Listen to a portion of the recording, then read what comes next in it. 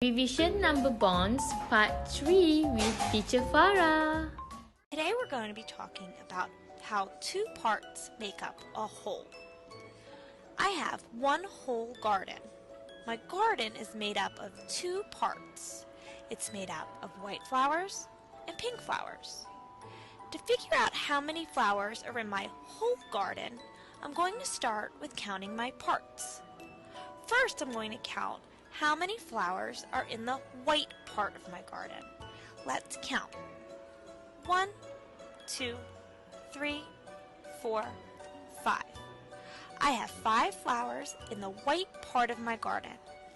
On my part whole mat, I'm going to fill in 5 white flowers. Then I'm going to count the other part of my garden. I have a pink part also. I have 1, 2, 3 flowers in the pink part of my garden. I'm going to fill that in my part whole mat. Now I can see that I have 5 white and 3 pink. To figure out how many are in my whole garden, I'm going to count both parts together. 1, 2, 3, 4, 5, 6, 7, 8. I have 8 flowers in my whole garden. When I put my 5 and my 3 together, I get my whole, 8. The two parts make up the whole. Children, do you still remember how to do this exercise? Okay, let me remind you how to do this. 0, we have one part 0 and another part is 5. So 0 and 5 becomes 5. And then you need to write 0 and 5 makes 5.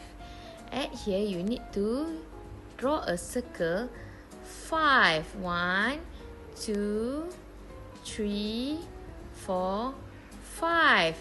Draw 5 circles. Okay, now let's retry this one.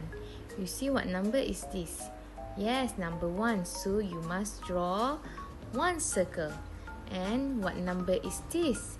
Number 4. So you must draw 4 circles. 1, 2, 3, 4. 1 and 4 makes a whole 5. Very good. 1 and 4 make 5. Good job, children. Okay, we try another exercise. You see what number is this? 2. So you must draw 2 circles. Another part is number 3. So you must draw 3 circles.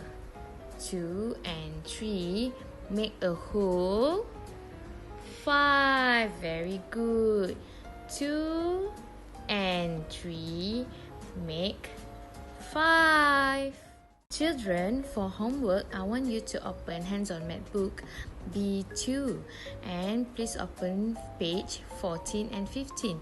You're going to do 2 pages of homework. Good luck, children.